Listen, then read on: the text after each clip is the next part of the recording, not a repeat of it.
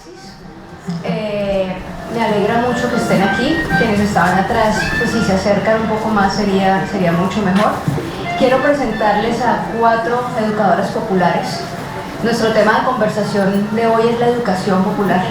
¿Y qué pasa cuando educadoras populares, porque todas lo eran antes de entrar a la universidad, entran a la universidad y pasan por la academia?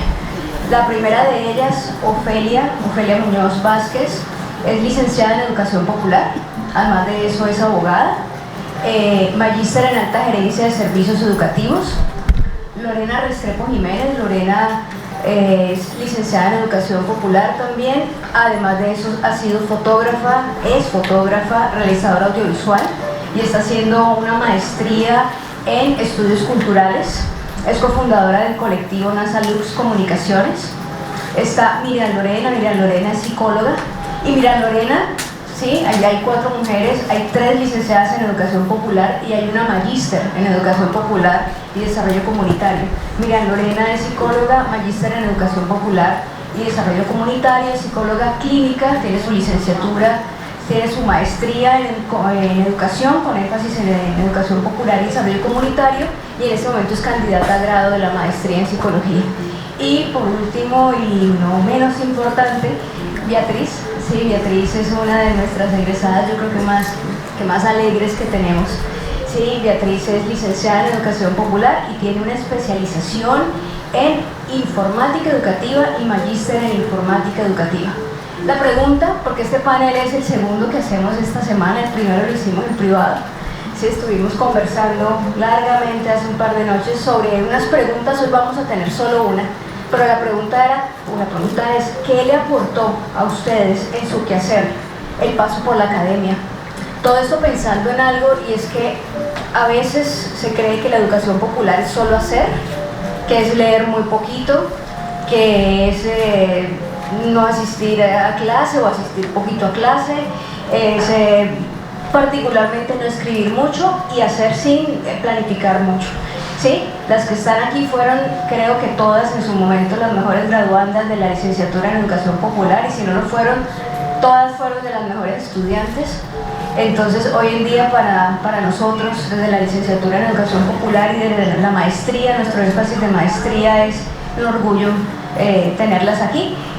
El conversatorio de ellas, yo ya hice la pregunta, ¿qué aportó y qué aporta la academia? Porque ellas han seguido estudiando, ¿sí?, a su desarrollo y su desempeño profesional. Comenzamos con Ofelia.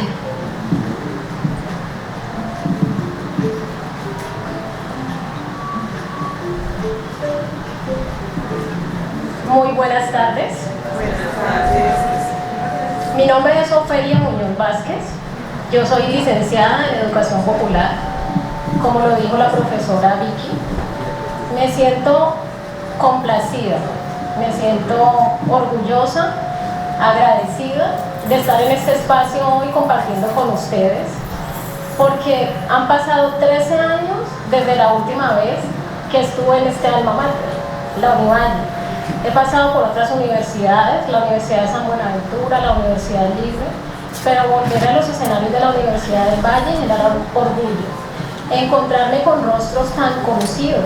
Aquí hay compañeros que estudiaron conmigo, otros que me encontré en el camino, y mis compañeras panelistas. Okay. Y mis compañeras panelistas con quienes compartí cada uno de los días de la trayectoria nuestra como educadoras populares. Hoy queremos compartir con ustedes un poco lo que ha sido nuestra experiencia como educadores populares y educadoras populares afuera, en la calle, en la práctica, en el campo. Y yo quiero contarles y decirles a ustedes que la licenciatura en Educación Popular fue mi primera carrera profesional. Fue la que me lanzó a mí al mundo del trabajo comunitario. Fue la que me presentó a la comunidad. Y en esa carrera, cuando yo la terminé, nunca imaginé los escenarios en los que yo iba a desenvolverme. Tú sales de aquí y tienes muchas opciones de trabajo, muchas posibilidades, muchos campos. Entonces, ahora que ustedes conversen con mi compañera Lorena, con Beatriz, van a darse cuenta que ellas están en temas de la comunicación popular, en temas de la población indígena, situación niñez y adolescencia, otras temáticas, y yo no me imaginé cuando terminé la licenciatura qué era lo que se abría para mí. Yo estuve aquí trabajando como monitora de la Facultad de Artes Integradas. Fui monitora de la FAI durante 2 años, fui compañera de Lorena, fuimos monitoras administrativas, y ahí aprendimos mucho sobre la gestión cultural, sobre el entramado de la gestión cultural. Y luego de eso estuve trabajando en un programa que se llamó Soñadores al Piso. ¿Ok? Ahí mejor. Bueno, este programa Soñadores al Piso fue un momento en el que yo me encontré con niños y adolescentes en situación de vida en calle. Jóvenes que, a pesar de que tenían familia, de que tenían un hogar, vivían en un contexto de riesgo, en un contexto que les ofrecía unas probabilidades que afectaban su desempeño social. Con esos jóvenes realicé un trabajo durante aproximadamente 2 años, y ese fue el impulso o el trampolín que me permitió a mí realizar mi trabajo de grado, el cual denominé Propuestas de Estrategias Pedagógicas para la Educación Popular. Después de allí se abrió para mí la posibilidad de trabajar con necesidades educativas especiales.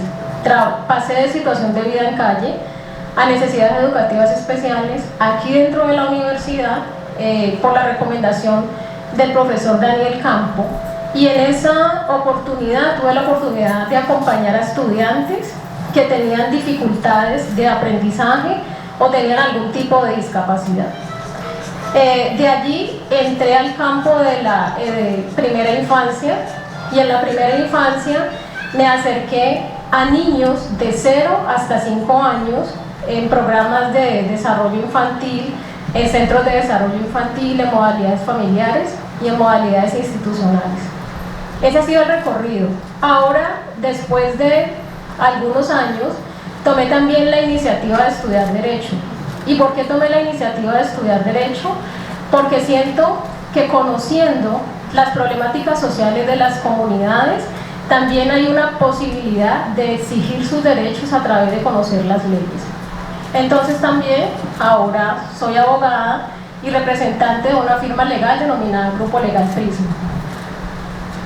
En esta trayectoria, ¿yo qué puedo decir de la educación popular? La educación popular me ha enseñado o me ha dado la oportunidad de acercarme a los contextos sociales, entendiendo las particularidades de las personas, y encontrarme con unas comunidades. Por ejemplo, yo ingresar a una población donde vamos a realizar un trabajo con la primera infancia, en un sitio donde no conocemos, y todas las prácticas y las teorías de la educación popular, colocarlas en el momento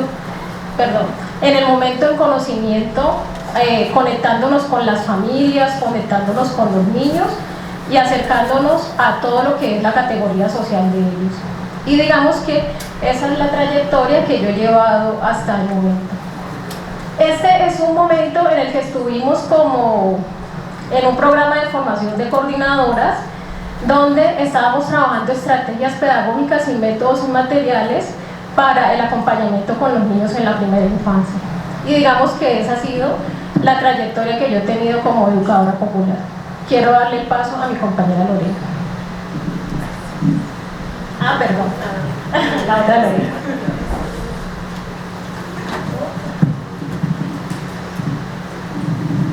Bueno, muchísimas gracias por la invitación.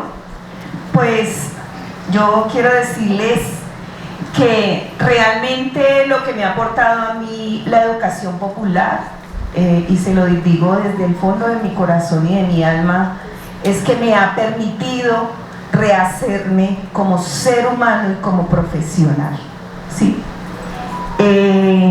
Para mí fue una de las experiencias académicas que me ha permitido mirar la vida y la vida de las comunidades con otros ojos. Yo pues me formé aquí como psicóloga, y la verdad es que yo no estaba muy satisfecha con la manera como fui formada, porque para ser muy buen profesional en la psicología uno casi que tenía que deshumanizarse y poner su corazón en otro lugar para poder hacer algún tipo de vínculo con las comunidades o con los seres humanos. Y yo sentía que eso no funcionaba. Mis intereses en el trabajo con la comunidad surgieron desde muy pequeñita, porque tuve la gran fortuna de tener una mamá maestra rural que siempre despertó en mí la pasión por la enseñanza. Y quizá por eso yo todo el tiempo, cuando era niña, siempre jugaba, siempre, pero es que no había otro juego sino era ser maestra.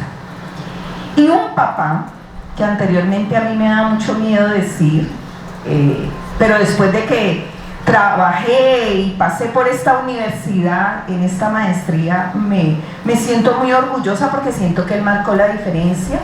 Mi papá fue militar, pero él fue un hombre supremamente preocupado por las personas que trabajaban en la cocina, los que trabajaban en servicios generales. Yo recuerdo que muchos de los fines de semana, los sábados en la mañana, recuerdo muy bien que él me llevaba a Montebello, a Alfonso López por el sector del Jarillón. Yo conocí Siloé con él porque él se le metió que a estas personas había que enseñarles, como él estudió también veterinaria, a hacer gallineros y a hacer huertas caseras, pues como para solventar un poco su economía familiar, y de verdad uno iba viendo progreso. Y por otro lado, pues yo tuve una hermanita, mi hermanita menor, somos 4, ella nació de 5 meses de gestación, nació con baja visión y obviamente con una discapacidad cognitiva. Sin embargo, gracias a todo ese empuje de mi madre y de varios profesionales, ella aprendió a leer y a escribir, y desde allí, y ahora es una devoradora de libros, y desde allí yo empecé a darme cuenta que a pesar de las adversidades hay un mundo lleno de posibilidades. Entonces yo desde muy chica empecé a trabajar con algunas poblaciones. Tuve la posibilidad de que apenas egresé de aquí pude formar parte de un proyecto educativo de un colegio bilingüe muy prestigioso de la ciudad, donde se trabajaba con los niños de investigación. Pero yo sentía que yo no era feliz, que algo me faltaba. Sin embargo, después de que yo salía del colegio, a mí me interesaba mucho pues como conocer varios proyectos sociales, hasta que un día, por casualidad, escuché a papá Jaime, que es el ingeniero de petróleos que trabajó con los niños de las alcantarillas. Y desde ahí, pues esa tarde fui y me compré uno de los primeros libros que él escribió, que es Los hijos de la oscuridad. Yo no era para nada buena lectora, y yo creo que a ustedes les pasa a veces lo mismo, ¿no? Que a veces uno lee como medio empujado y como... Pero realmente cuando yo conocí ese libro, empecé a leer, y realmente ese libro me lo leí como de 4 a 11 de la noche. Y ahí comprendí que para uno realmente dar, uno necesita tener sentido. Y lo primero que quiero puntualizarles, muchachos, es que la primera pregunta que ustedes se deben hacer es ¿por qué están aquí estudiando educación popular? ¿Cuál es la apuesta que usted como estudiante se está planteando hacerle a la sociedad? Porque uno también necesita de eso, de saber que uno tiene ese deber ser de ser útil a la sociedad. Probablemente alguno de ustedes está aquí porque a lo mejor el puntaje no le dio para otra carrera, pero no se pierdan esta maravillosa posibilidad. Déjense orientar, déjense guiar. Para mí trabajar, porque no les he terminado la historia y la voy a resumir porque me va a acabar el tiempo, yo trabajé 12 años y medio con niños de calle, y ahí entendí que todos los seres humanos son importantes, y eso nos pasa mucho con los profes. Hay profes que seguramente no nos caen bien, hay otros profes que, bueno, son amorosos y la mayoría de nosotros nos gustan los profes amorosos, pero cuando uno está en la calle trabajando todas estas complejidades, valora mucho cada uno de estos profes, porque cada uno le enseña a uno cosas distintas. Y esa es mi primera recomendación, muchachos: valoren todos sus profes, porque el que es excelente, medianamente, o a lo mejor no es, en los ojos de uno, siempre le está aportando a uno algo distinto, ¿sí? Entonces yo empecé mi trabajo con los niños y lo hacíamos en la calle, en el sector del Calvario, y yo era feliz porque sentía que estaba haciendo la gran obra. Invité a muchos amigos de acá de Univalle que me copiaron y empezamos a hacer un trabajo muy centrado en el arte y la lúdica. Y los niños, bueno, empezaron a hacer una serie de transformaciones, sobre todo en su forma de regularse, en encontrar otro sentido por la vida. Ya llevamos como 4 años hasta que se enfrentó la banda de los chicos malos con la policía, y eso fue una estampida humana que a mí me dejó en un vacío terrible, porque yo decía, yo picándomelas de que soy la gran mujer que está trabajando con las poblaciones menos favorecidas, no tuve en cuenta que arriesgué la vida de mis compañeros y la vida de los niños. Y ahí es donde yo empiezo a pensar, esto no puede ser así. Yo necesito otro grupo humano que me ayude a reflexionar, que me ayude a ver. Después, ese grupo con el que yo trabajaba, pues como ya necesitábamos encontrar un lugar, yo, digamos, fui a apoyarme en una fundación católica. Ahí empecé, pero también fui dándome cuenta que me dejé manosear, que también permití que a los niños los manosearan, y yo dije, no más, porque así no es. Pero a pesar de eso se hicieron cosas bellísimas, porque la gente, cuando ve que hay una iniciativa que está mediada por la ética y para que la gente avance, los empresarios le apuestan. Nosotros logramos que las madres de los niños fueran contratadas por una empresa que se llama Moda Internacional. Ellas las capacitaban. Empezamos con enseñándoles manualidades. A los niños también los vinculamos en una serie de programas que había como un apoyo. Hicimos un trabajo en red porque las alianzas son importantes. Si nosotros hablamos de educación popular, tenemos que saber trabajar en equipo y sobre todo trabajar haciendo ese tipo de alianzas. Luego se me presenta la maravillosa posibilidad de dirigir un colegio para niños del Jarillón y Potrero Grande. Yo empecé la maestría, pero todo empezó a cambiar, ¿sí? Pienso que la maestría me dio la posibilidad, todo el saber de los profes, las lecturas, los conversatorios que hacíamos, me dio la posibilidad de darle la voz a los niños, la voz a las familias, que construyéramos conjuntamente, que había que valorar muchísimo el trabajo de los territorios, y eso me llevó a mí a buscar maestras que vivieran en el Jarillón, y con el apoyo pues de la fundación donde yo estaba trabajando, ellas estudiaron y ahora incluso algunas ya tienen posgrado, y fue un momento muy bello, pero también como lo bueno no dura, fueron 7 años y medio de construcción. Mi jefe era un sacerdote español, él estaba muy fastidiado porque los niños ya tenían palabra, porque él quería que los niños todo el tiempo tuvieran casi 9 horas de trabajo, que se les dejara tareas. Nosotros habíamos trabajado muchos aspectos sobre el sentido de las tareas, y finalmente pues ellos me dicen, hasta aquí va usted.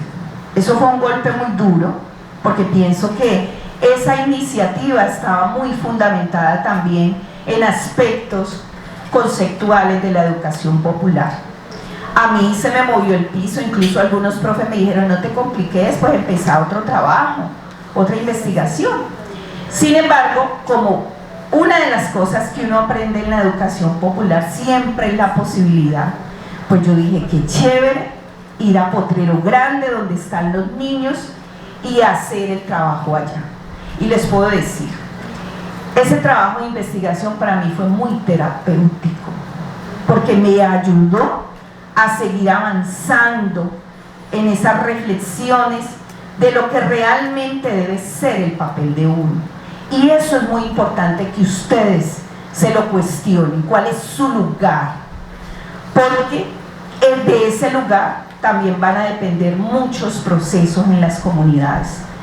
Ustedes se deben preparar muchísimo. Las comunidades están cansadas de que las manoseen, las comunidades están cansadas de que a través de ella muchos de los que van en muy buen nombre de los proyectos les ayuden y les favorezcan.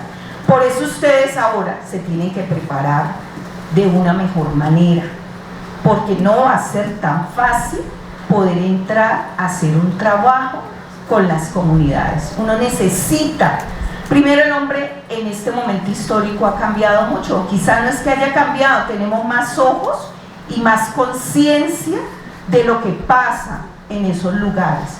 Por eso es tan importante. Lo otro que es muy importante es aprender a convivir con la diferencia. A nosotros siempre nos cuestionan como educadores populares. Hablamos de la equidad, de la diferencia, de la convivencia, pero muchas veces somos caprichosos y pensamos que nuestra postura es la que cuenta, ¿sí? Entonces, lo primero que debemos hacer es sabernos situar, saber realmente que eso que pregonamos tenemos que dar referencia a ello, porque las comunidades nos leen y las comunidades también hacen una selección natural. Y yo les digo sinceramente, esta posibilidad que la vida les está dando, ustedes pueden posibilitar muchos procesos de transformación.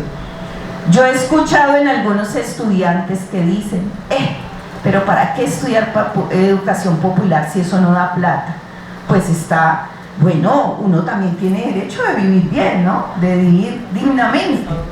Pero realmente ahí hay una confusión. Porque yo les digo, donde más posibilidades de empleo hay en este momento es en los proyectos sociales, ¿sí?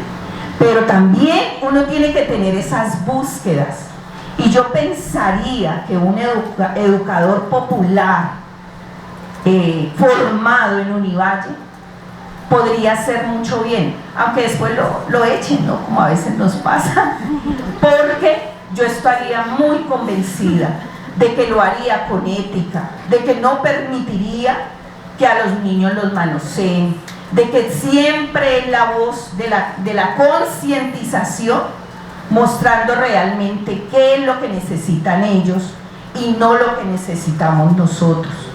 Entonces pienso que ustedes deben de replantearse muchas cosas de lo que ustedes viven en esta apuesta que la vida les está ofreciendo, porque yo creo que la mayoría de los profesores que ustedes tuvieron, y yo estoy muy agradecida porque pienso que las reflexiones han sido bastante pertinentes y muy aterrizadas con lo que uno encuentra en la realidad. Y lo último, yo aquí sí me bajaron los humos, y la realidad es que uno no se las sabe todas. Uno siempre está en un proceso de construcción permanente, ¿sí? Y precisamente por eso hay que acudir a la lectura. Cuando uno despierta el amor por leer, cuando eso tiene pasión, cuando uno realmente, si eso forma parte de la pasión que uno tiene, se lo aseguro que para usted eso no tiene complejidad. Y sí, valorar mucho el encuentro con el otro, valorar mucho ver otras formas. Yo estoy segura que nosotros no somos copietas, como dicen los niños. Nosotros no vamos a otros territorios a copiar lo que el otro hace. Yo pienso que la mirada nuestra es mirar otros modos. Y como nuestra práctica está muy centrada en la reflexión, pues también es bueno conocer esas otras formas, porque es necesario. no solamente a nivel local, a nivel nacional e internacional. Y bueno, muchísimas gracias por este espacio que me dan. Pues ahí aparecieron unas imágenes de mi trabajo por esos distintos caminos. De pronto ahí no tengo imágenes. Últimamente tuve la posibilidad de estar en cárceles, acompañando en pandemia precisamente a varios privados de la libertad y pospenados. Pero yo les digo, de verdad se los digo, me dio más herramientas para trabajar con ellos la educación popular que la misma psicología. Muchísimas gracias. Buenas tardes. Pero con ánimo, a ver, buenas tardes. Eso, me alegra mucho estar hoy aquí acompañándolos, que me hayan invitado, para mí es un orgullo muy grande. Le agradezco mucho a la profesora Vicky. Me fuese gustado que en este ramillete de mujeres hubiese habido un hombre también, porque sé que muchos chicos se identifican, ¿sí? Y pues ahora, como hacemos puras mujeres, pues las mujeres estarán identificándose de pronto más que los chicos. Pero créanme que aquí tenemos a John J, por ahí tenemos a Fabián, Gustavo, bueno, hay varios educadores populares que ya pasaron por aquí por la licenciatura y que hoy están aquí acompañándonos y están haciendo unos excelentes trabajos en sus territorios. Y además, ahorita que estaba hablando la profe de leer, los invito y las invito a que lean una tesis, la tesis mía, ¿sí? Claro, me toca hacerme propaganda, ya me dio pena escénica, vea, ya empecé a temblar. ¿Por qué? Porque en esa tesis yo hago el relato de vida, utilizo el relato de vida, y ahí van a saber quién es Beatriz Moreno. O sea, ustedes la leen, se van a dar cuenta quién es Mirza Beatriz Moreno. ¿Listo? Y para mí es muy importante contar esa historia porque creo que es un regalo muy bonito, el ejemplo para los demás. Cuando nosotros, a partir de esas experiencias vividas, trabajamos con las comunidades, pues ese ejemplo, ese reconocimiento, ese trabajo que tú has hecho, va a poder servir para otros. ¿Listo? Quiero también contarles que yo, a diferencia de pronto algunos de ustedes, primero viví la experiencia educativa y después entré a la academia. O sea, yo hice parte de los procesos de educación de las comunidades en el barrio Mojica. Aquí por lo menos estoy viendo una chica que es de Mojica y me da mucha alegría verla aquí y haciendo esta licenciatura en educación popular. Bueno, yo era de Mojica y a Mojica una vez llegaron unos educadores. Les voy a contar un pedacito porque lo demás, ¿cuál es la tarea? Leerse la tesis. La tesis se llama, para que escriban, Implicaciones de la educación no formal en niños, niñas, adolescentes y jóvenes de sectores populares de la ciudad de Cali. Y está atravesada en la historia de vida mía. Claro que ahí no dice Mirza Beatriz Moreno, yo utilicé otra persona, porque me da mucha pena, pero ya ustedes que están aquí, vean, la pillaron. Ya saben que ahí habla de Beatriz. Bueno, entonces les voy a contar un poquito más alrededor de eso. Yo participaba de una institución porque una vez llegaron unos educadores, hace más de 25 años, llegaron unos educadores al barrio Mojica y estábamos un ponche de pelados parados en la esquina y nos dijeron que jugáramos un partido de fútbol y que el que ganaba el partido de fútbol se ganaba un litro. Y nosotros, ¿un litro? No, qué pereza, uno sudar con un litro, a eso no le jalamos. Bueno, pues litro con pan. Con pan, no, ¿qué veneno es eso? Tomar gaseosa con pan, no. ¿Qué nos dan? Entonces dijeron, bueno, vamos a jugar plata. Vamos a jugar plata. El que gane le vamos a dar 50.000 pesos. 50.000 pesos, háganlo. El equipo que gane, se gana 50.000 pesos. Y verdad, empezamos a jugar el partido de fútbol y las mujeres no quisimos vincularnos, pero hicimos la negociación con los chicos de que si ellos ganaban nos tenían que dar de los 50.000. Obvio. Entonces, claro, ellos empezaron a jugar el partido, ganaron el partido, gracias a Dios los que estaban con nosotras, ¿sí? Y nos fuimos a tomar gaseosa con pan. O sea, terminó en la microlitro. O sea, terminamos comprando gaseosa con pan con los 50.000 pesos para todos. Todos compartimos ese día y ese día los educadores, que eran las personas que habían llegado, nos dijeron que a nosotros qué nos gustaba hacer, que qué queríamos hacer. Y empezaron a darnos una cantidad de propuestas de cosas que podíamos hacer dentro del barrio. Y dentro de esas cosas que nos brindaron y nos ofrecieron para participar, nos ofrecieron bailar en un grupo de danzas. Yo quería bailar danzas desde hace mucho tiempo, pero no había tenido la posibilidad de poderme vincular a ningún grupo. Y inicié ese proceso. O sea, nosotros fuimos los que buscamos la casa juvenil, la primera casa juvenil que tuvo el barrio Mojica fue ubicada por nosotros. Empezamos a bailar danzas y bueno, y ahí empieza ese proceso de formación mío y de participación. Pues después de mucho tiempo, ¿sí?, ellos empezaron a ver que yo era una líder y que ese liderazgo, que ustedes van a identificar cuál era primero y después cómo se convirtió en lo que se convirtió, pues podía ser potencializada. Y empecé a vivir otras experiencias dentro de la casa juvenil, pero llegó un momento en el que para poderme contratar, pues me exigían ser algo, porque todo lo que yo hacía, pues no era nada para las personas que necesitaban contratarnos, ¿sí?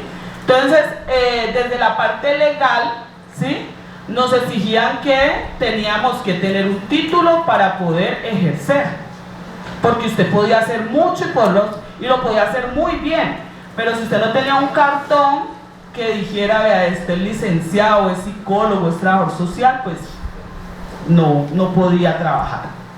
Para poderme contratar, entonces me tocó entrar a la universidad, Valladolid, porque resulta que por todas las dificultades que a veces le toca pasar a muchas personas, ¿sí?, a muchos jóvenes, pues resulta que uno no puede terminar el bachillerato como quisiera, le toca estudiar acelerado, ¿sí?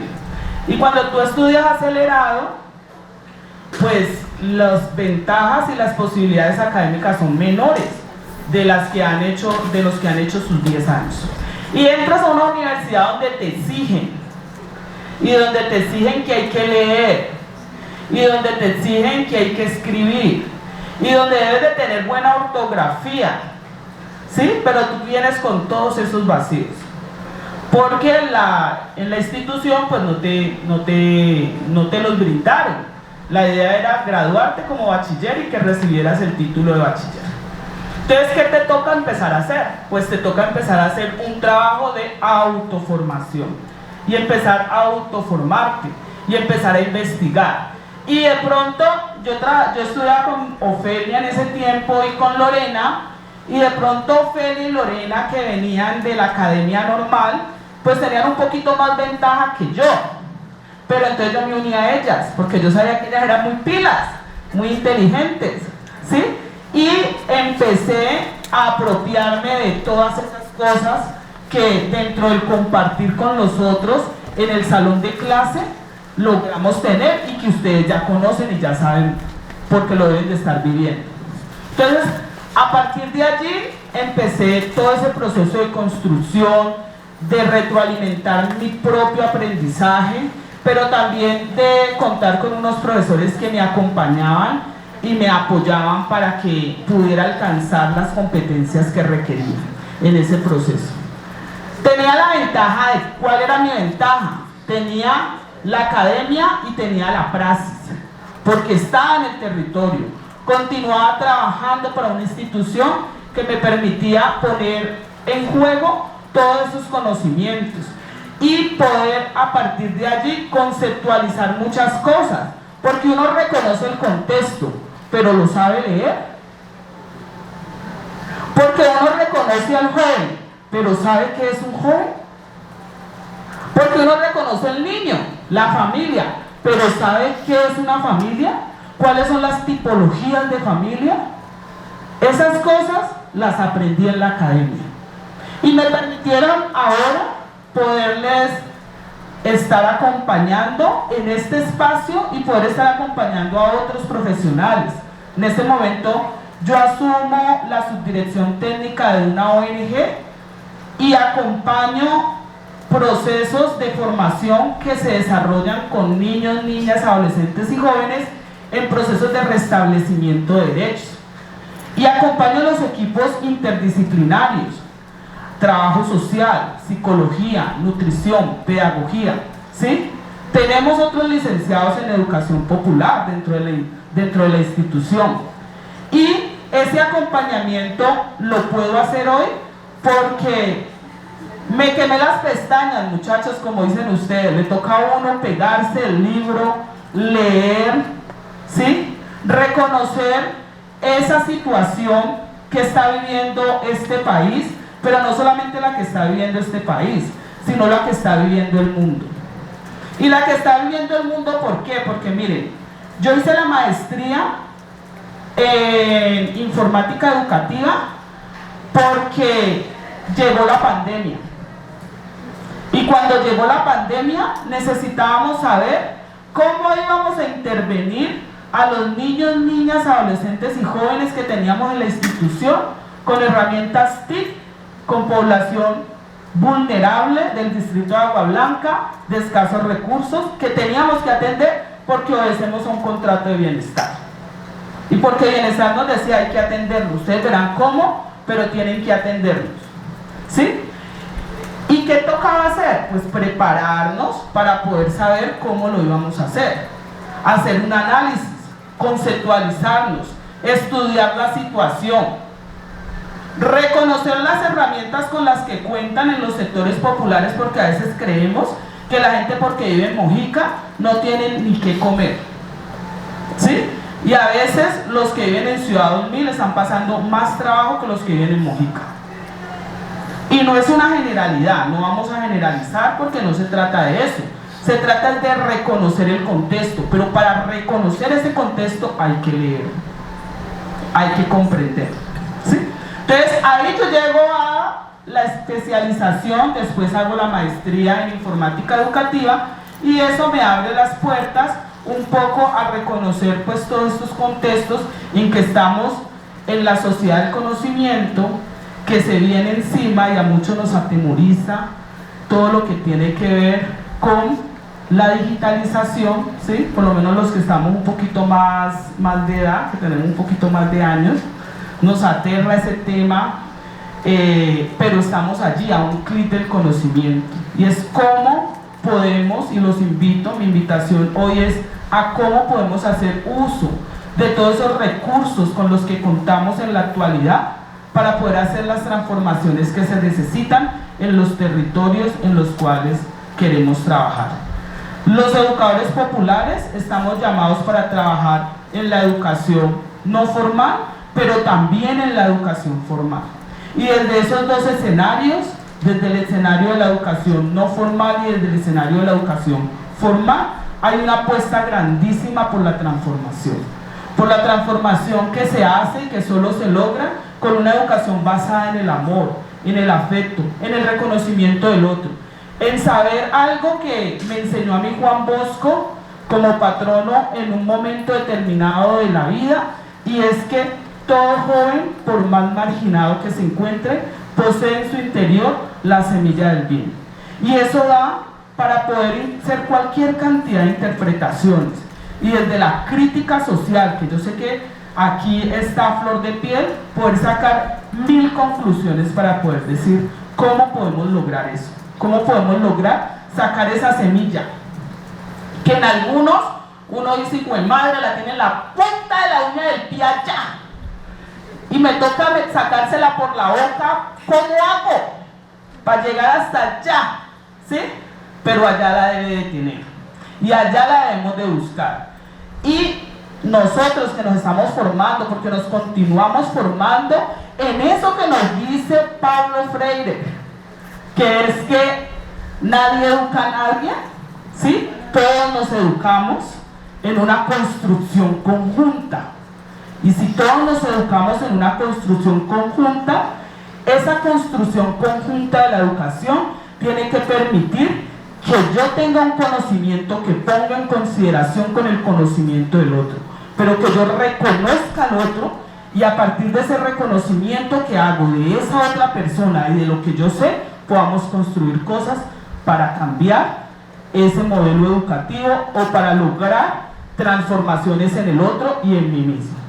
Porque el otro se transforma, pero yo también me transformo dentro de un acto de amor. Muchas gracias. Muchas gracias por venir a pararnos bola hoy aquí a nosotras. Como pueden darse cuenta, estoy como disfónica. O sea, no es que sea mimosa así sensual, no, sino que estoy como maluca. Entonces, hay un video de 5 minutos que es como un ejemplo didáctico de lo que dijo Beatriz de su tesis, que la tarea es leerla. Entonces, mi video es una autobiografía introspectiva que trata de contextualizar desde dónde parto, de lo individual a lo colectivo.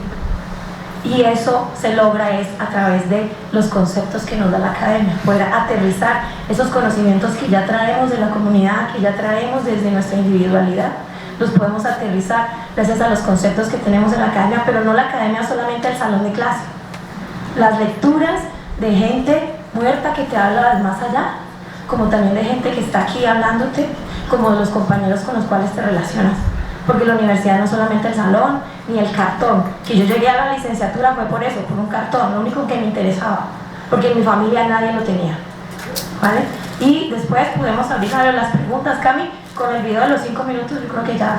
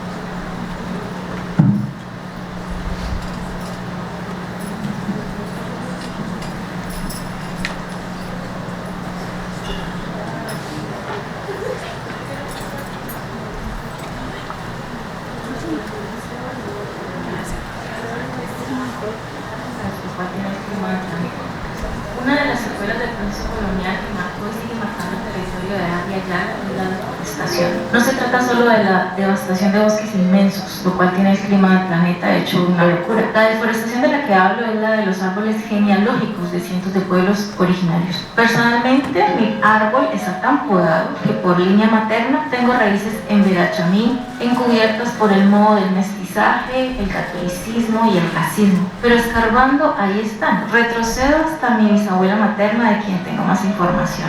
La madre de mi abuela, Cleofe Ramírez, murió muy joven, al igual que su padre, Domingo Uchima, en Río Sucio Caldas, en territorio del resguardo indígena de San Lorenzo, aunque ellos no se identificaban como indígenas. Ahí mi abuela pasó a convertirse en desplazada por la pobreza. Mi abuela materna emigró a Cali con 2 de sus 3 hijos. Esther Julia Uchima sobrevivió como empleada doméstica, por lo cual tuvo que dejar a su hija al cuidado de familiares. María Lilia Jiménez, mi madre, desde los 8 años fue obligada a ocuparse de los quehaceres de la casa de acogida, como medio de pago por su estancia y para ganarse el derecho a ir a la escuela, la misma en la que la profesora le pellizcaba los brazos con unas uñas súper largas. Al menor de los hermanos lo asesinó la policía en el antejardín de los vecinos, crimen que quedó impune. Mi abuela, sin dinero ni contactos, no pudo entablar ninguna denuncia a pesar de saber quién disparó y tener testigos presenciales. Para ese entonces yo tenía 5 años. Desde allí desconfío de cualquier uniformado y de las instituciones del Estado. Desde niña me veía al espejo y dudaba si quien estaba frente era realmente yo.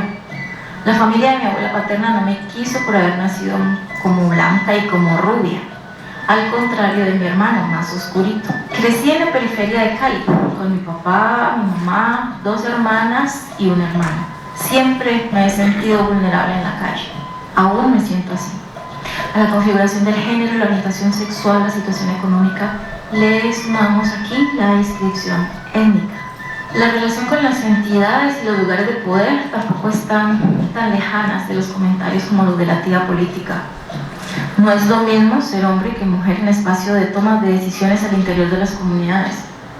El hecho de ser mujer me ha puesto en lugares de subalternidad que mi compañero no ha tenido que enfrentar, tanto en espacios públicos como privados. Con los años, los rituales y la participación comunitaria, llegué a reconocerme como indígena nasa, y mis padres empezaron a reconocer su sangre indígena, a recordar su pasado y a añorar regresar al pueblo. Todo este escarbar en mis raíces se dio de la mano o gracias al trabajo audiovisual que realizo en colectivo con compañeros y compañeras indígenas, donde en cada producción hacemos catarsis a los vacíos que las ramas cortadas y las raíces heridas nos ha dejado la deforestación colonial. La principal incomodidad, creo, es la de mirarnos al espejo y ver todas las raíces que nos soportan y las ramas que nos dan forma. Uno de los debates más incómodos es con nosotros mismos, con nosotras mismas. Es el reconocernos y decidir por cuál de esas ramas queremos continuar nuestra historia. Como mis padres, que en su adultez empezaron a recordar que venían de un territorio indígena y unas mujeres indígenas, lo que los hacía más indígenas de lo que ellos aceptaban o se imaginaban. Como la tía política, y con el tiempo ha tenido que reconocer que mis hijos no fueron la sangre blanca que ella esperaba para la familia, sino que llegaron con más sangre indígena que de cualquier otro color. Como yo misma, cuando a veces frente al espejo me siento demasiado blanca y de repente llega un dolorcito que sube por mi pubis y se atora en la garganta. Se atora porque tal vez nunca dejé de sentirme así, como manchada por la blancura, deforestada, con mi cuerpo marcado, con un espacio de territorio vacío, con la ausencia de muchas ramas. Este vacío no trato de llenarlo, trato de sanarlo, eso estoy. Si lo lleno, corro el riesgo de olvidar por qué está así. Sanarlo para que ese dolor no me silencie, sino que se convierta en más historias. Esas historias se conviertan en más terapias.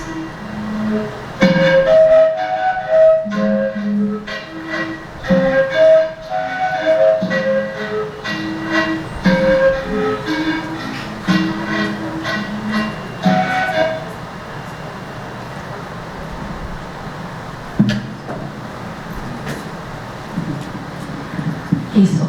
Entonces, todo.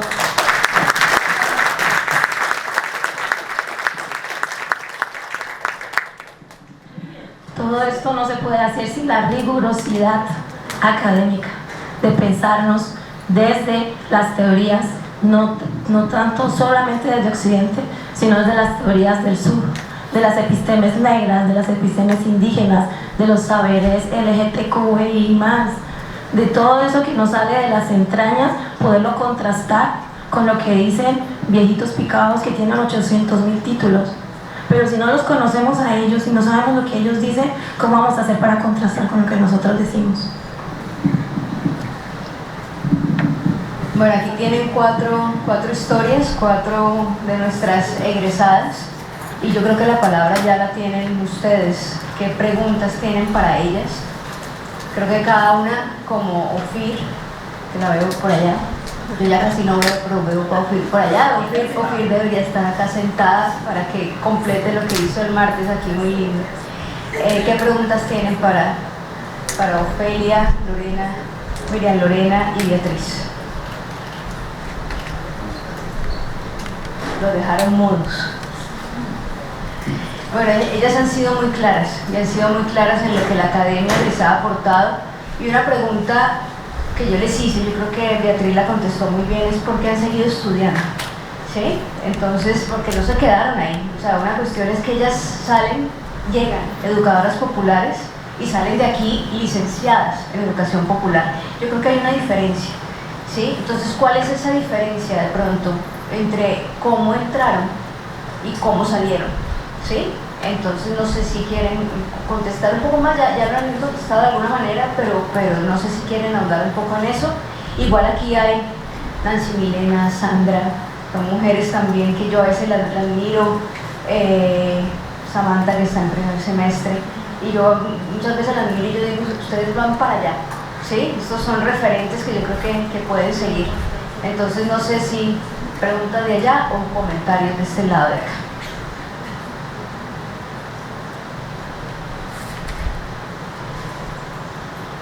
Las dejaron mudas. ¿Quieren ustedes aportar algo adicional?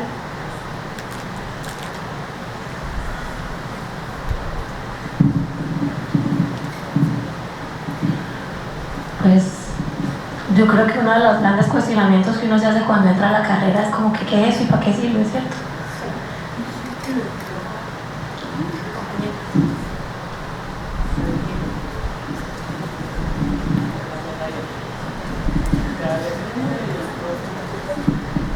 Hola, ¿qué tal? Buenas tardes. ¿Quién habla primero? ¿Hay otro turno? ¿Ah? Dale. ¿Quieres primero? No hay lío. Ah, bueno, ok. Vale, muchas gracias. ¿Qué tal? Buenas tardes. Yo soy Johnny Velasco.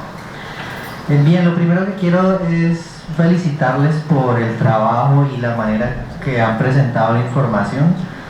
Sinceramente no tengo preguntas, para mí es muy claro cómo han dado cuenta de su trabajo como educadoras populares y cómo la academia les ha permitido conceptualizar lo que hacen.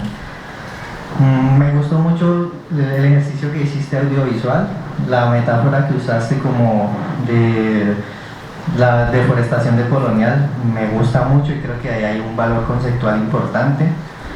Y solamente es eso, muchas gracias por la presentación y felicitaciones.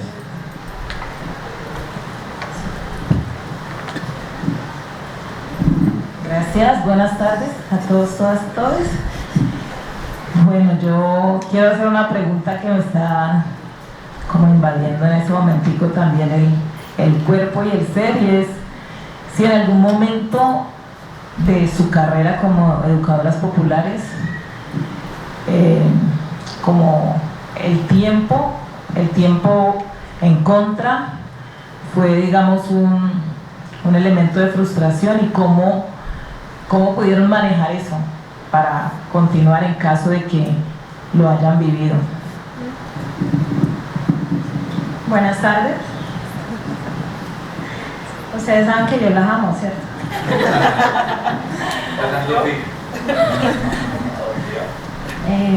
Cuando yo aún no entraba a la universidad, yo ya las conocía a 3 de las que están ahí. Y fueron muy inspiradoras todo el tiempo. A partir de conocerlas a través de la vida. ¿Qué piensan ustedes que como egresados, podemos seguirle aportando a la licenciatura en educación popular?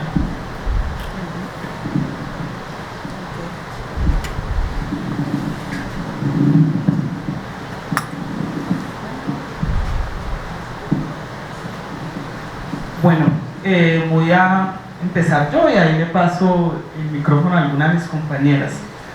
Frente a la pregunta que hacía María Virginia, qué pena, porque nos conocemos hace mucho tiempo, la casa de Chontaduro, y que no me acuerdo el nombre, para que vean, no tiene sus problemas. El mío es, no me aprendo los nombres de la gente. Frente a esa pregunta, a mí me pasó algo muy impactante. Para mí fue bastante una situación muy compleja, porque a mí me tocó abandonar la carrera, me tocó abandonar la licenciatura en educación popular, porque yo o estudiaba o comía, ¿sí? madre cabeza de hogar. El papá de mi hija murió cuando ella tenía 3 años y yo tenía que trabajar. Y aunque la carrera era de noche, yo, por todo el enamoramiento de la misma licenciatura en educación popular, yo venía trabajando en la educación no formal, en los procesos sociales, pero yo quería trabajar en la educación formal y me metí a trabajar en la Arquidiócesis de Cali, en la institución educativa Santa Isabel de Hungría en el Retiro, ¿sí? Yo estaba en el Retiro dictando clases y eso implicaba que llegara a las 6:30 de la mañana y que saliera a las 6 de la tarde para llegar a la universidad, a seguir estudiando, acostarme si no tenía que revisar trabajos de los muchachos y al otro día continuar. Ese desgaste hizo que yo abandonara la carrera, ¿sí? Y para mí fue muy duro porque todas se habían ya graduado y yo no me había graduado.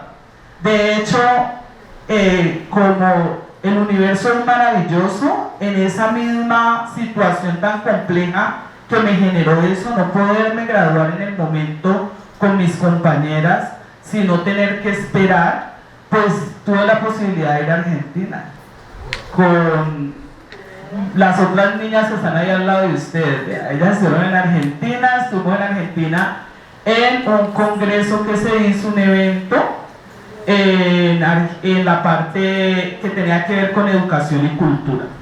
Pero para volver otra vez a retomar lo que nos estaba invitando como a reflexionar de eso tan difícil, es que estudiar no es fácil. Estudiar implica unas responsabilidades y unos compromisos. Y esas responsabilidades y esos compromisos que nos implican estar en la academia, pues tenemos que tomárnoslos bien en serio, porque en últimas es la recompensa que nos va a dar el poder ser profesionales. Y la profesionalización nos la da el título, ¿sí? Yo ahí de pronto algunos profes mirar como así, sí, la profesionalización nos la da el título. Porque si usted no tiene ese título, así usted tenga muchos conocimientos, el estado situacional en el que nos encontramos en este mundo, no en el país, sino en el mundo, no te lo reconoce para muchos cargos. Entonces necesitas ese cartón para poder como cerrar esa etapa. Eso te lo da la profesión. Ahora el profesionalismo, ¿sí? Que ya es otra cosa, pues sí te la da todo ese bagaje,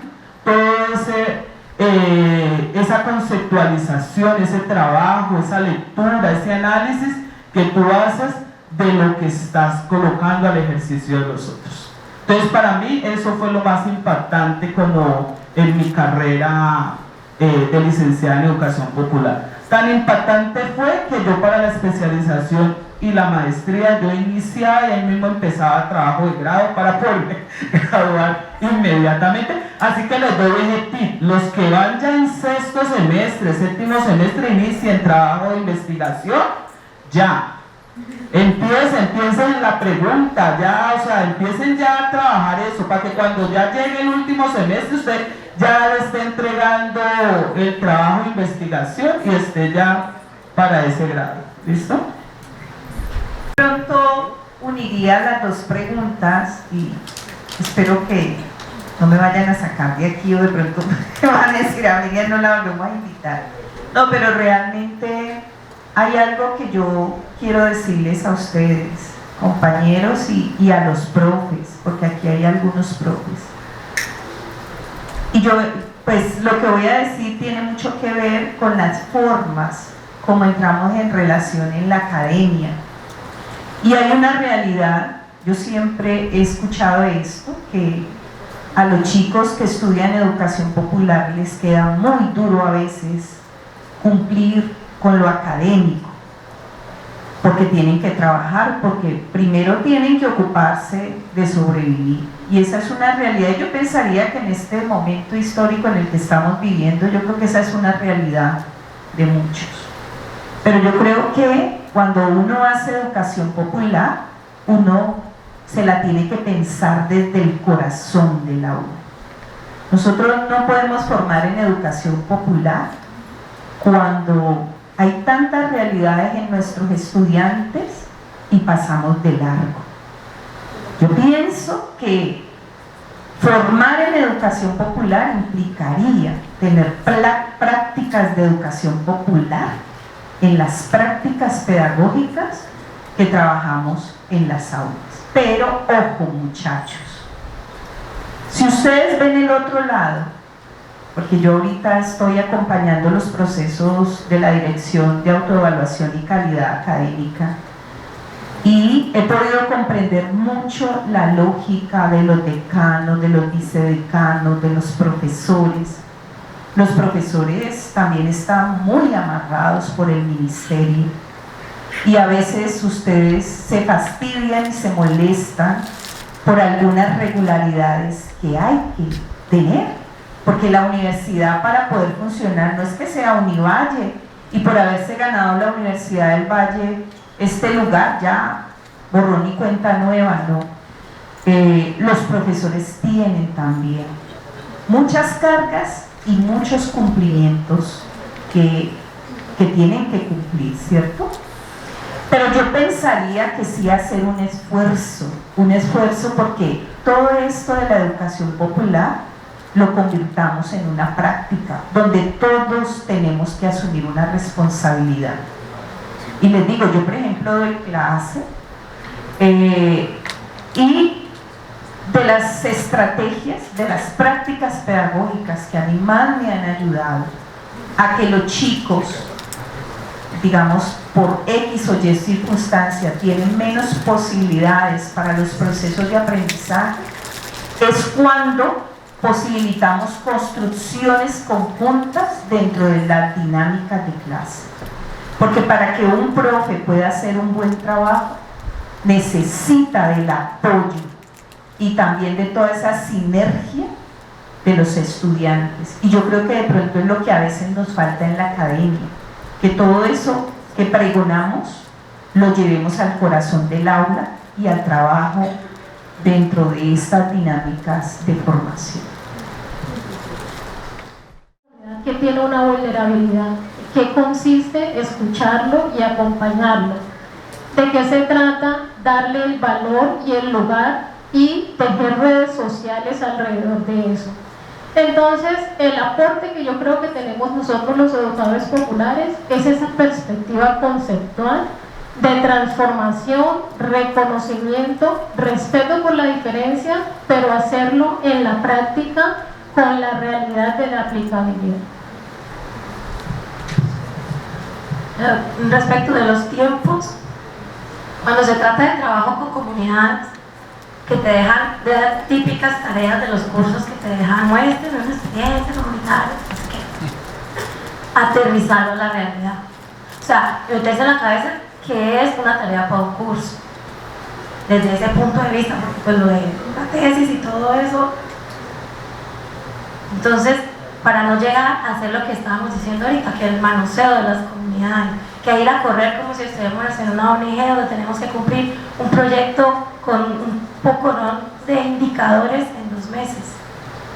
Entonces es como meternos entre la organización casi que gerencial de nuestro tiempo, como dice Ofelia, y poner los pies en la tierra sobre lo que realmente podemos llegar a hacer en la calle. Porque una cosa es lo que uno se imagina y otra cosa es la realidad. Y esa misma responsabilidad es lo que le aportamos como educadores graduados de la licenciatura, como egresados, es la responsabilidad de los espacios que estamos abriendo para los que vienen detrás. Por ejemplo, a nosotros nos ha tocado llegar a explicar qué es educación popular, ¿no? ¿Para qué sirve? ¿Usted qué puede hacer aquí en este espacio de esta entidad financiadora? Entonces, dependiendo de la claridad de nuestro trabajo, de la responsabilidad con la que asumimos nuestras tareas, yo creo que ese es el mejor aporte que le podemos hacer, porque le estamos dejando, como quien dice, el goodwill, el buen nombre de la carrera a los que vienen atrás. Por allá alguien había levantado la mano hace rato.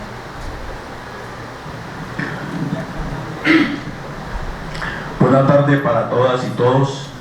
Mi nombre es Félix Narváez. Un saludo especial a las panelistas y felicitaciones a la profesora Victoria, al profe Jorge Rojas. Un saludo especial a los compañeras que veo por aquí. Hola, Ofir. Allá está tu hermanita sentada. Que fue nuestra inspiración en el comienzo, cuando recién iniciaba yo mi carrera como educador popular. Mi pregunta viene a la situación emergente que existe hoy en la educación y pues la escribí, aunque en algunos apartes he encontrado alguna respuesta de parte de ustedes. Y es, me se volvió a saludar el profesor Fayán. Buenas tardes, profe Fayán. ¿Cuál sería la dimensión humana a la enseñanza como educador popular para convertirla en proyecto de vida de los educandos en esta crisis de emergencia social, política y educativa? Gracias.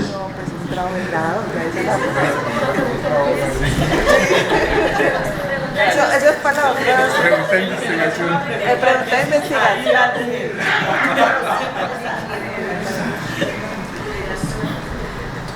Que en la semana maestra 15, Félix. Yo sumo una pregunta allí y una respuesta a fin. Yo soy la coordinadora, en este momento, la coordinadora de práctica de la licenciatura en Educación Popular. Y un aporte que le pueden hacer las y los licenciados y licenciadas a la licenciatura, proceso académico, es abrir centros de práctica para las y los estudiantes de la licenciatura. Y necesitamos además no cualquier centro de práctica. Ustedes lo han dicho, los estudiantes de la licenciatura en la mayoría son muchachos que tienen que trabajar para poderse sostener o aportar en sus familias. Así que necesitamos centros de práctica que les ayude también a resolver asuntos económicos, centros de práctica con subsidios, con estipendios, que puedan asumir el pago de la ARL. Son temas administrativos que hacen muy complicado conseguir centros de práctica. Y centros de práctica que les permitan a los muchachos aprender, salir de la universidad. Además, yo apuesto mucho por los centros de práctica que están por fuera de la universidad, sin desconocer que, claro, en los programas de la universidad hay posibilidades de aprendizaje, pero los muchachos llevan 5 años o 6 metidos en la universidad, y lo mejor sería que pudieran salir a conocer y a vivir experiencias de ciudad, pero no es tan sencillo. No conseguimos, es muy complejo conseguir centros de práctica. Entonces, esa es una propuesta, FIR y compañía. Bueno, Virginia no, porque la Casa del Chontaduro siempre ha sido centro de práctica y nos ha recibido amorosamente siempre a las y los estudiantes, pero necesitamos centros de práctica. Entonces, esa es una idea, un aporte para resolver la pregunta de Ofir. Y la otra pregunta la pregunta que les tengo es, en ese llegar al mundo académico, ¿cuál fue el mayor reto que ustedes tuvieron que asumir como estudiantes y cómo lo asumieron?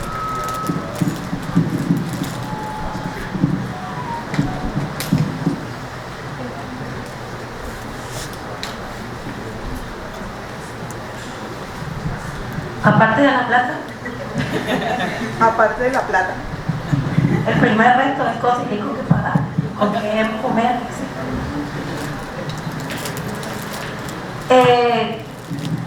Yo me pregunto hoy en día cómo están llegando los muchachos. Y en mi época uno salía del colegio, por ejemplo, con unos niveles de comprensión lectora mínimos, con unas habilidades para la escritura más que malas.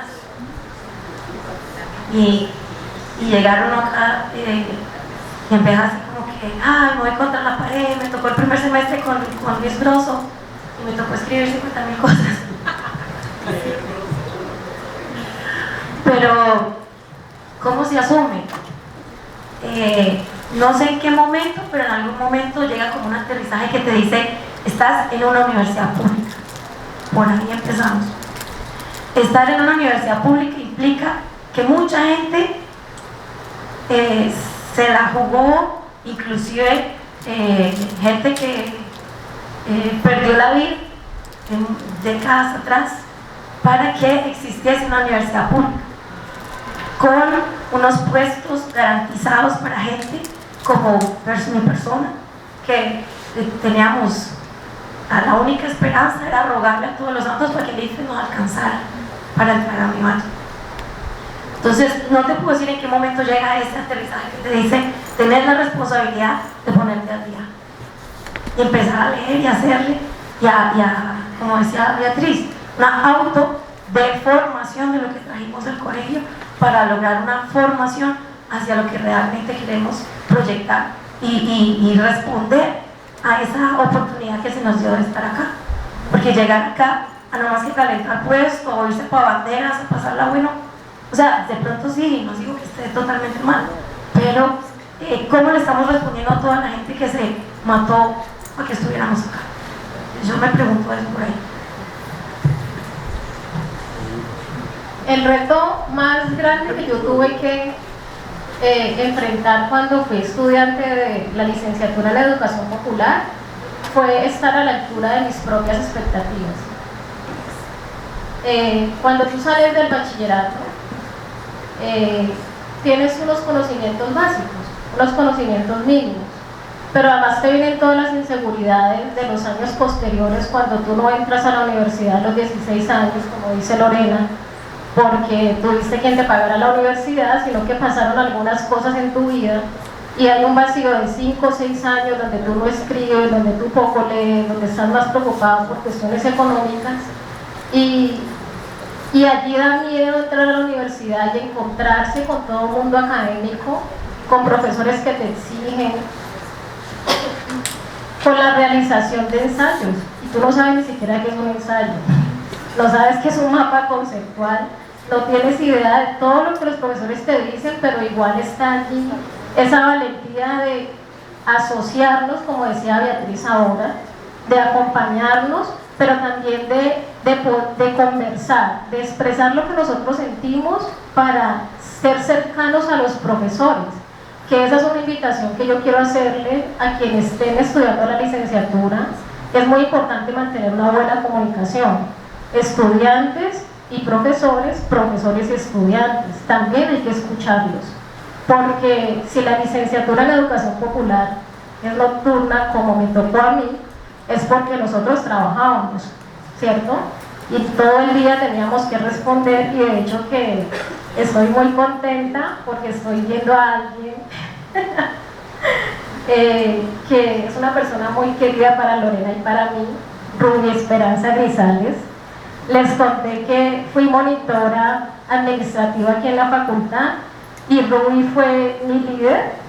Ruby fue la persona que nos enseñó a nosotras a tomar decisiones, esa vaina de formulación de proyectos.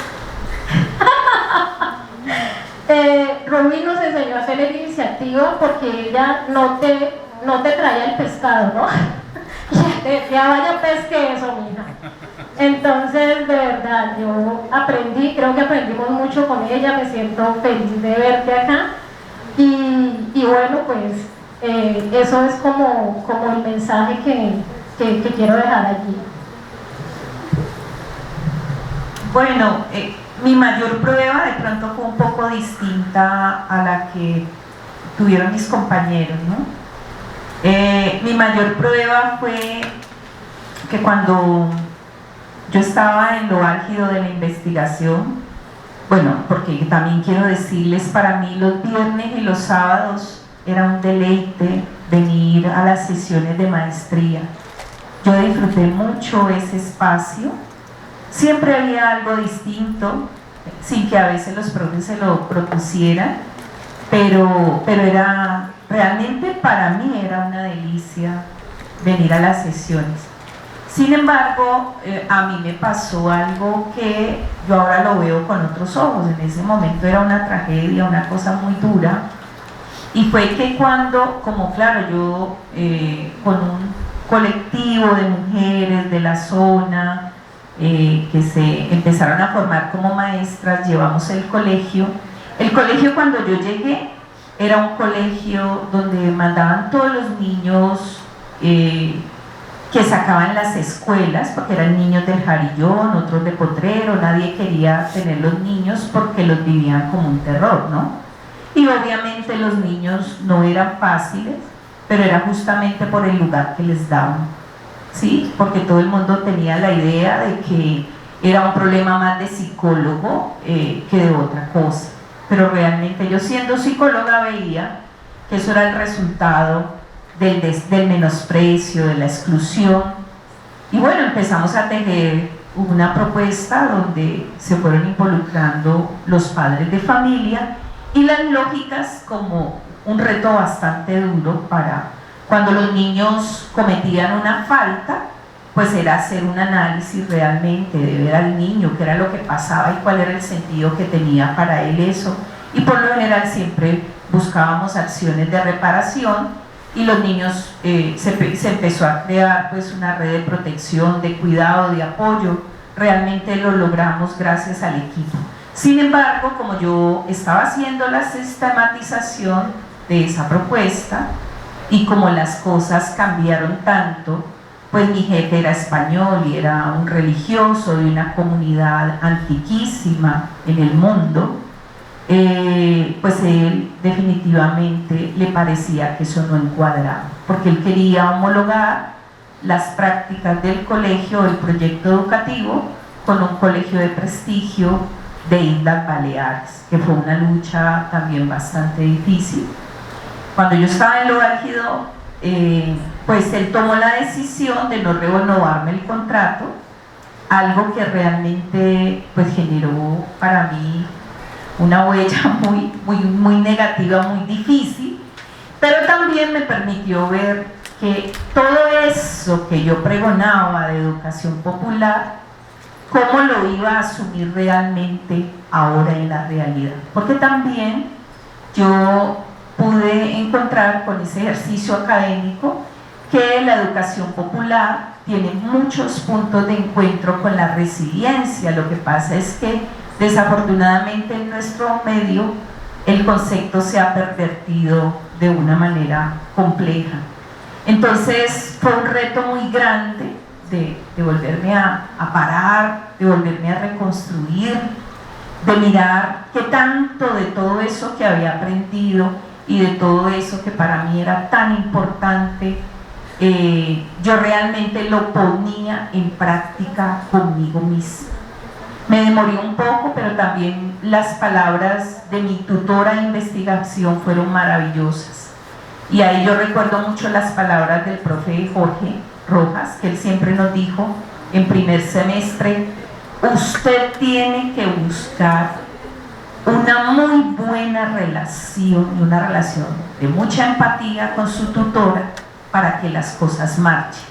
Yo recuerdo que a mi tutora yo le dije: profe, pero es que ya yo ya no sé qué hacer, estoy preocupada, ya casi todo el mundo estaba graduado. Ella me dijo: mira, Miriam, esto no es una carrera, cada cual se toma su tiempo, lo más importante es que tú realices lo que tú pretendes hacer, ¿sí? Y esas palabras para mí fueron como un bálsamo, y la verdad eso fue lo que me ayudó a empezar ese camino de reorganización y de reconstrucción. Sí, ahí me falta responder. Bueno, frente a la pregunta que nos hace el profe, se me venían muchas cosas a la cabeza, ¿sí? Y es pensar en la educación como ese acto de amor, ¿sí? Y de transformación social, y cómo la estructura organizacional, ahorita que estaba comentando la profe, nos obliga a que tiene que ser de una manera, ¿sí? Las cosas se tienen que hacer de una forma, y los que trabajamos en las ONG sabemos que hay que cumplir, y lo decía ahorita Lorena, con una cantidad de indicadores, de lineamientos frente al bienestar familiar. y de acciones que hay que desarrollar. Pero nosotros como educadores populares tenemos un plus, y también lo planteaba ahora Ofelia, y es la posibilidad que tenemos de hacer muchas cosas. Y en el proceso como tal, o sea, cuando tú estás en una institución y la institución te está exigiendo una cantidad de parámetros que debes de cumplir, pero quien se encuentra en el salón o quien se encuentra en el espacio comunitario con la comunidad o con esos chicos, eres tú. Y tú eres el que va a hacer esa labor que te están pidiendo. Y ahí está el secreto, ¿sí? Porque a veces nos quedamos más pensando en lo que tenemos que hacer porque nos lo están pidiendo y no en lo que tenemos que hacer con ese que está allí, con esa otra persona que está allí y que es la que lo necesita. Y ahí vuelvo y recojo un poco lo que decía Ofelia del reconocimiento del otro, ¿sí? Para los procesos de organización no formal, todo lo que tiene que ver con la participación, la convivencia, el fortalecimiento de los proyectos de vida de los niños, las niñas, los adolescentes, sus familias, es muy importante. Eso me lo exigen los indicadores. ¿Cómo lo hago? Lo pongo yo como educador popular que estoy allí. ¿Cómo voy a lograr que realmente haya un ejercicio de participación real? ¿Sí? Que hayan unos ejercicios de convivencia. ¿Cómo logramos la convivencia, por ejemplo? ¿Cómo yo como educador popular empiezo a pensarme en los territorios el tema de la convivencia? ¿Y cómo lo pongo en juego con esos que están participando allí en ese espacio? ¿Cómo esa manera de intervenir, esa manera de trabajar con el otro, es una acción que Paulo Freire todo el tiempo nos invitó y en la que todo el tiempo debemos de reflexionar? Y por eso para él era tan importante que se trabajara alrededor del reconocimiento de la realidad del otro cuando hablaba de su realidad, de su contexto, y a partir de allí generar esas transformaciones. Lo otro que también quería decirles es que yo trabajo en una ONG, asumo una subdirección técnica, por lo tanto acompaño los procesos que realizan en la organización desde un modelo pedagógico que se llama Pedagogía de la Presencia Educar en la Calle. Por ahí va a salir el libro también para que se lo lean. Ahí ya tenemos varios elementos para ir recogiendo. De hecho, por ahí invité al profe Fayad para que sea nuestro lector y comentarista de ese libro. Ojalá nos acepte la invitación. Para volver otra vez al tema, porque yo me voy como yendo por otros lados, la invitación es, compañeros, en este ejercicio de educadores populares en la que estamos y en la que nos estamos construyendo día a día, en pensar en cómo esas intervenciones que estamos haciendo siempre le ponemos el corazón, ¿sí? Y el reconocimiento de la realidad. Los contextos cambian, pero todos los contextos que han ido cambiando y que han ido evolucionando, ¿sí?, han sido difíciles en las etapas de las personas que los han vivido. Nosotros vivimos un momento, ustedes están viviendo otro, y otras generaciones van a vivir otros, ¿sí? Pero cada momento es importante para la persona que lo está viviendo, porque es su momento. Y en la institución están las puertas abiertas para la práctica, profe. O sea que ahí tienen otro campo de acción. Hola a todos, a todas. Muchas gracias a ustedes, mujeres, por estar ahí en un país donde, pues, o un mundo que es hecho de hombres. Me da mucha alegría verlas a ustedes, mujeres muy poderosas, con experiencias de vida también llenas de mucho conocimiento. Entonces, bueno, me pienso como un poco escuchando lo que recojo de ustedes es sentidos de vida, historias, reconocerse desde los otros, desde las otras, realzar esas voces, el trabajo comunitario. Entonces, en un mundo donde el debate hoy es reconocer la condición humana o reconocer los derechos por la vida, quisiera como saber, porque pues en todo lo que les he escuchado, las reflexiones para mí son netamente decoloniales, quisiera saber qué relación ven ustedes de la educación popular con este nuevo paradigma que es la decolonialidad. Yo vi todo, realmente vi gran potencial en la educación popular. Yo estudio recreación, es hija de la educación popular. Veo siempre que estas carreras promueven lo que es el pensamiento crítico, donde nos pensamos, donde analizamos esas formas de poder totalizantes que son el dominador y el dominado.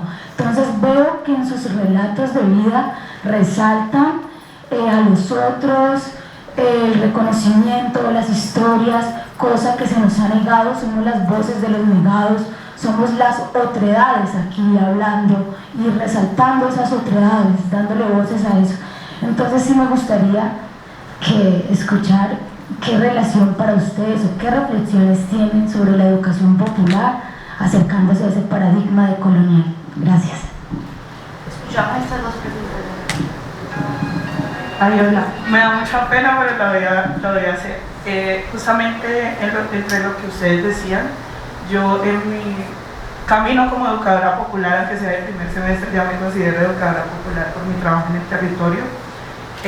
Aprendí a reconocerme como en las demás y este espacio justamente me ayuda a reconocerme. Y cuando mencionaban, por ejemplo, lo de graduarse acelerado en el bachillerato, yo me gradué acelerado y vine con un déficit, o sea, no sé leer, no aprendí a leer en el colegio, no aprendí a escribir, no supe que era un ensayo tampoco, apenas es que estaba aprendiendo y justamente me reconozco en esa experiencia, ¿no? Y cuando tú dices que cómo llegan ahora los educadores populares, llegamos igual que en ese tiempo, o sea, no sabiendo que es un mapa conceptual, sino que con las ganas de poder seguir interviniendo en nuestros territorios, adquirir esas herramientas académicas que nos faltan. Entonces justamente la pregunta es, ¿cómo hicieron ustedes o cómo podemos hacer nosotros para trabajar como en esa construcción y aprender a leer entre todos? ¿O cómo hacemos, si ahorita los educadores populares, los que estamos en el primer semestre, para aprender a leer? Porque, por ejemplo, nosotros teníamos un parcial de sociales e hicimos en la noche, cuando salimos a las 9 de la noche, un trabajo de estudio como para al otro día poder hacer ese parcial entre todos. Entonces, ¿qué más herramientas hay para nosotros poder hacer ese trabajo de estudio y aprender entre todos a leer y apoyarnos entre todos para que ninguno desista de la carrera? Entonces esa es como mi pregunta.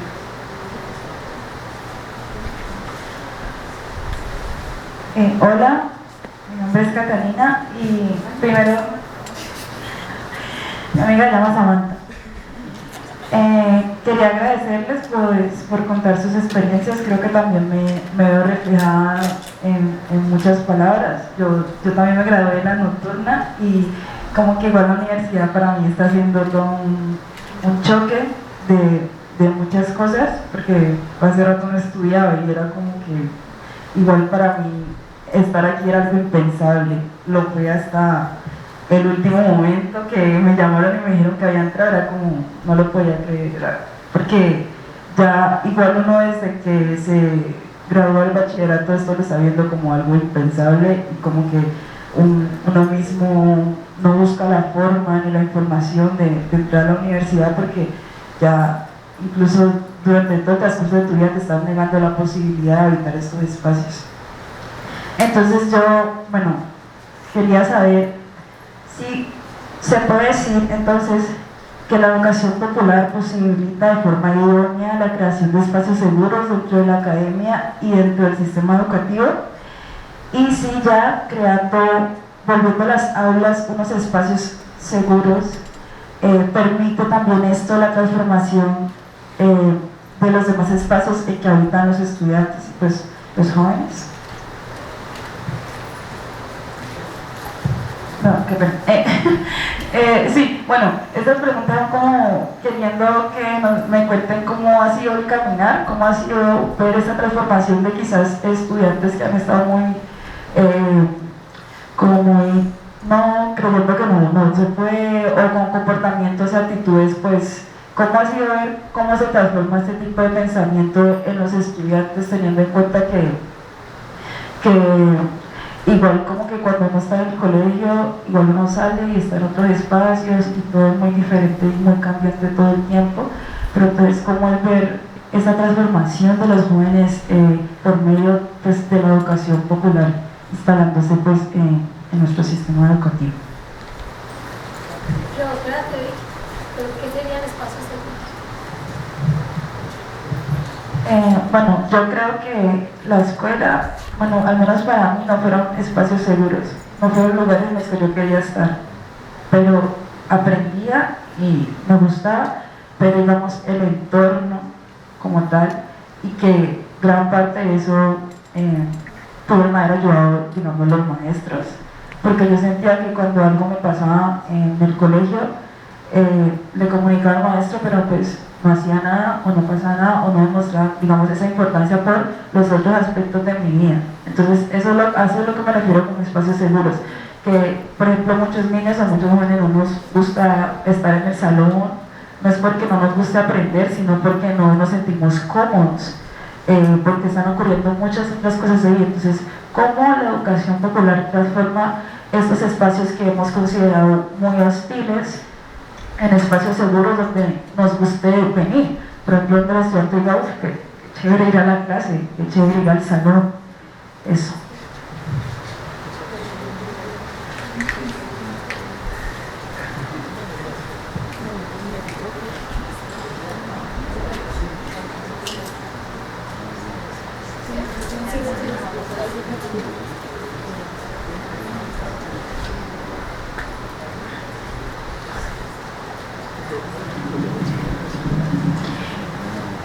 Profe Vicky, yo le quería hacer una recomendación, porque ustedes, los que vienen con estos vacíos, igual todos siempre llegamos a la universidad con vacíos, ¿no? Pero yo les sugeriría que de pronto hicieran como un pare didáctico y de pronto invitaran, porque la universidad tiene muchos programas para ayudarle a los muchachos a mejorar esos aspectos. Yo les puedo hablar un poco de consejería. Creo que la profesional que está en la Facultad de Educación y Pedagogía es Marisol.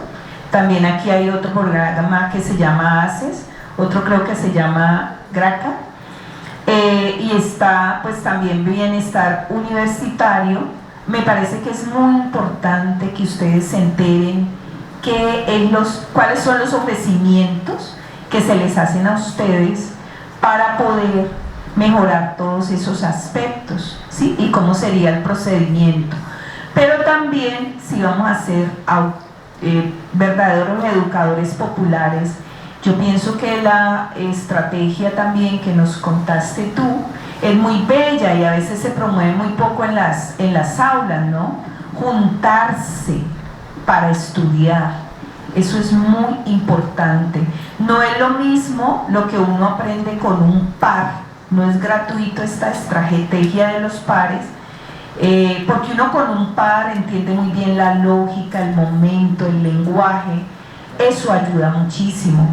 Entonces yo pensaría que es muy importante que ustedes también se enteren de todo lo que ha dispuesto la universidad para de alguna forma garantizar el éxito de ustedes. Y por otro lado, quiero decirles que en la facultad, en nuestra facultad, en el 2014 se hizo una investigación en unión a la Facultad de Psicología para los estudiantes que era un curso exitoso y un maestro exitoso. Y la gran mayoría, tanto esa investigación se hizo con estudiantes de las diferentes facultades y con profesores.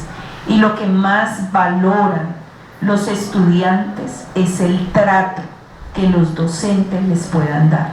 De pronto hay una diferencia en maestría, porque en maestría de pronto sí valoran primero el dominio del profesor y luego el trato.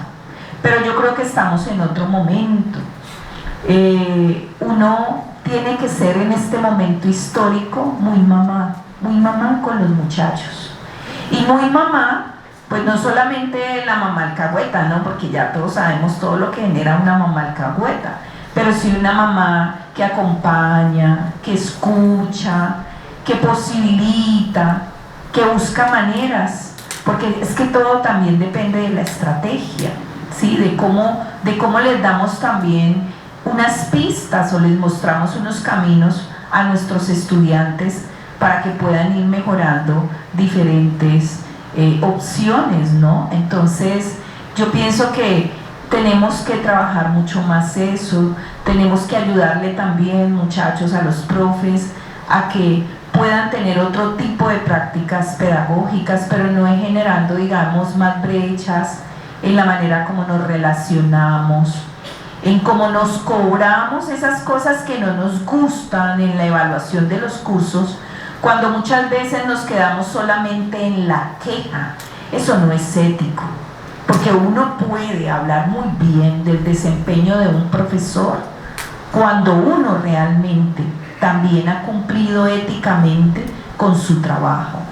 Y lo otro es que esto de desarrollar, de llevar muy bien un curso y de aprender es una construcción conjunta que no solamente se ha abordado desde la educación popular, ¿sí?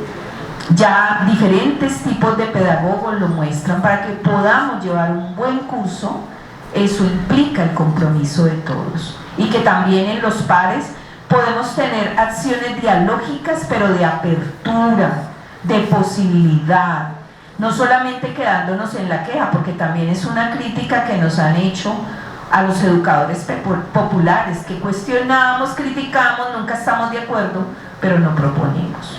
Y ojalá eso también lo podamos hacer con nuestras propias vivencias en este proceso de formación.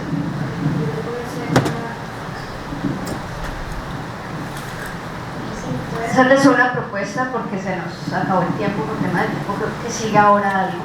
¿Sí? Y es que cerremos con Lorena, que me parece importante que Lorena, porque es que Lorena no es un video, Lorena escribe con audiovisual, ¿sí? O sea, Lorena, lo que vimos es la forma en que Lorena se expresa, y adicional Lorena ha sido una de nuestras profesoras, o sea que ha estado en los dos lados. Entonces me gustaría una reflexión sobre la comunicación, porque ayer o antes de ayer que estábamos hablando, le decíamos que teníamos estudiantes que quieren irse por el camino de la comunicación. Algo que nos decía Lorena era: espero que después de la experiencia no quieran salir corriendo, más o menos, de la experiencia, que no es fácil. Y la otra pregunta, la que hace Maya, afuera de un refrigerio, pues creo que en ese espacio se puede conversar lo que haya quedado en el refrigerio. ¿Sí? Muchísimas gracias por su asistencia, no se vayan antes de que nos esté Lorena. ¿Sí? Y a ustedes, chicas, muchísimas gracias. Todos los medios de comunicación implican, lo que vuelvo y repito, una responsabilidad. La responsabilidad de la rigurosidad de lo que queremos decir y pensarnos desde todos los puntos de vista posibles qué es lo que estamos comunicando, sea con imagen fija, con imagen en movimiento, solo con audios, con serigrafía, con lo que sea. Entonces, lo que decía es que yo veo la educación popular como un camino en espiral infinito, que siempre estás moviéndote, creciendo y encogiéndote según el tiempo en el que estás, pero nunca pasas por el mismo punto otra vez, nunca eres el mismo, siempre estás creciendo, o la idea siempre es crecer. Entonces la idea sería siempre ir en busca de transformar imaginarios negativos de lo que estamos nosotros representando, pero primero tenemos que saber qué es lo que representamos. Tenemos que saber preguntarnos qué es lo que queremos transformar, cuál es el resultado que queremos ver de esa transformación, pero siendo conscientes que diría que nunca el resultado es lo que nosotros esperábamos, pero preguntarnos si estamos listos para enfrentarnos con ese resultado no esperado. Muchísimas gracias. Afuera hay un reportero.